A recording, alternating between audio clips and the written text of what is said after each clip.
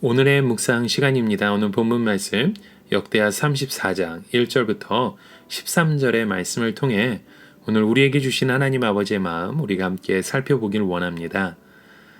우리는 어제 므낫셋과 그의 아들 아몬에 관한 그 말씀 역대하 33장의 말씀을 통해서 우리가 함께 보았습니다.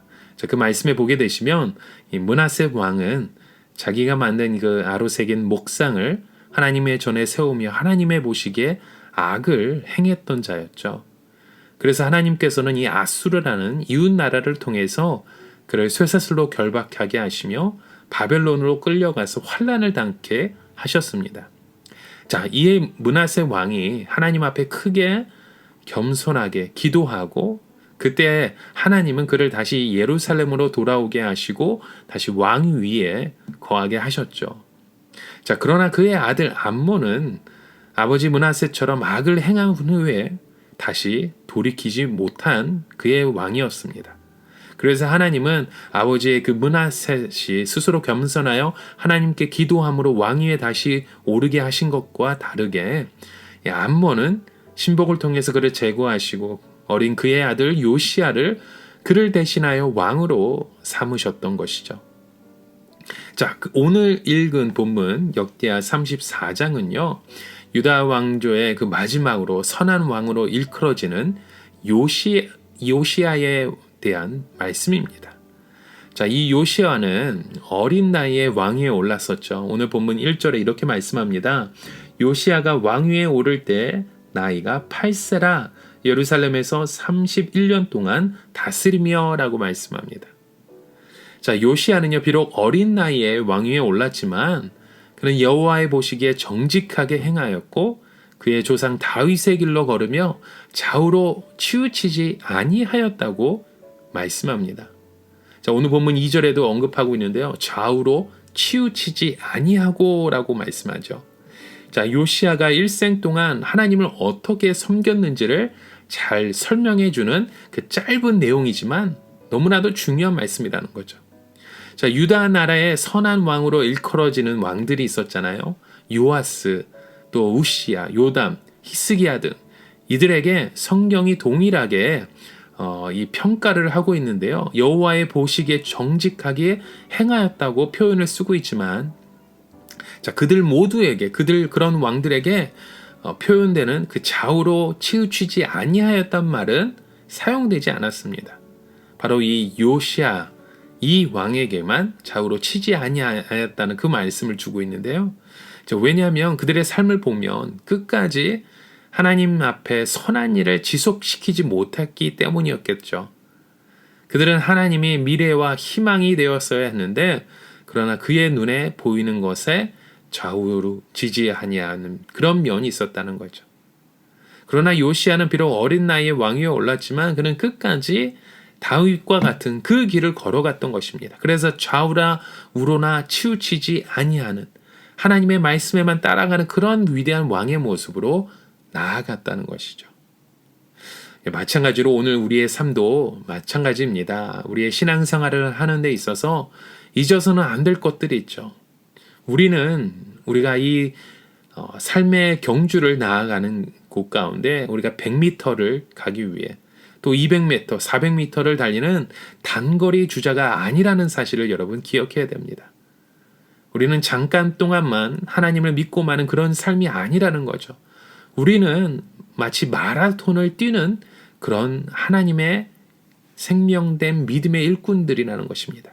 우리의 삶 속에 일평생 동안 하나님을 믿고 따라가야 하는 하나님이 우리의 미래와 희망이 되는 그런 사람들의 모습으로 나아가야 된다는 거죠.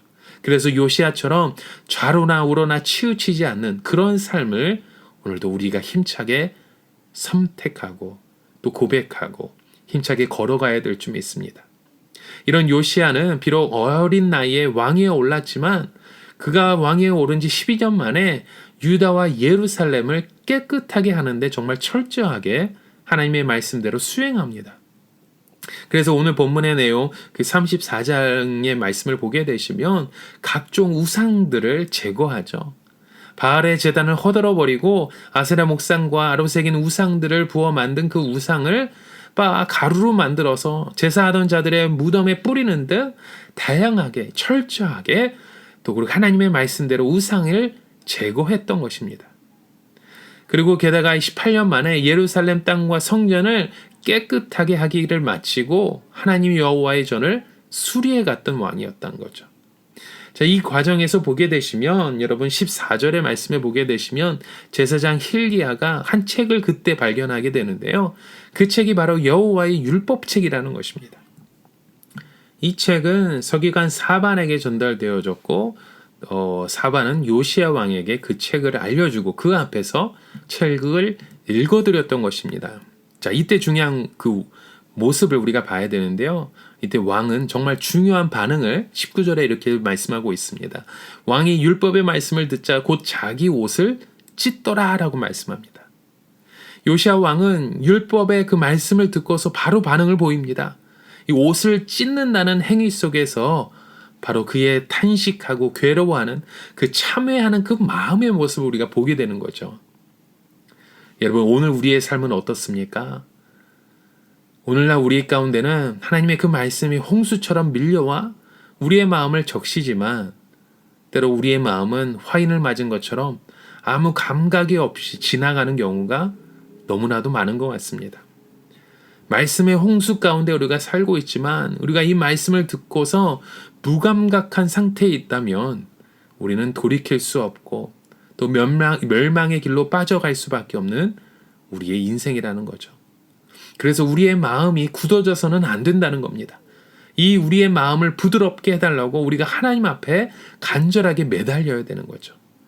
우리의 마음이 높은 데 있지 않고 낮은 데 있어야 하나님의 말씀을 들을 때 바로 우리가 하나님의 말씀 앞에 반응하고 응답할 수 있다는 것입니다.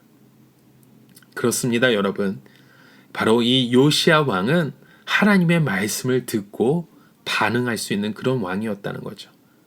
이처럼 한 나라의 수장이 바로 서면 그 이하의 백성들 또한 그의 삶을 따라 나아갈 수밖에 없습니다.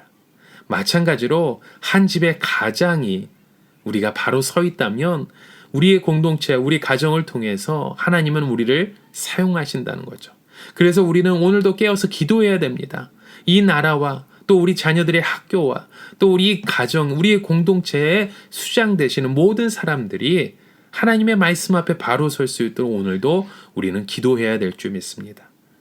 이렇게 오늘 우리의 삶 가운데 하나님의 능력대로 서가실 수 있는 저와 여러분의 하루가 되시길 주님의 이름으로 간절히 축원합니다. 우리 함께 같이 기도하시겠습니다. 하나님 아버지, 오늘도 우리에게 기도할 수 있도록 은혜를 더해 주심에 감사합니다.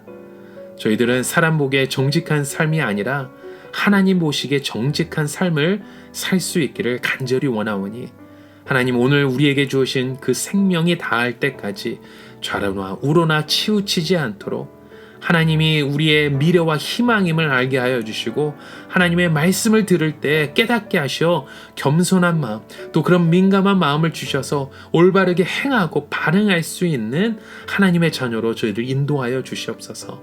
오늘 나 자신의 삶 가운데 인도하시는 하나님의 마음을 바라보며 주님 앞에 나아갈 수 있는 주님의 축복된 자로 저희들 일으켜 세워 주시옵소서. 예수 그리스도의 이름으로 간절히 기도드립니다. 아멘.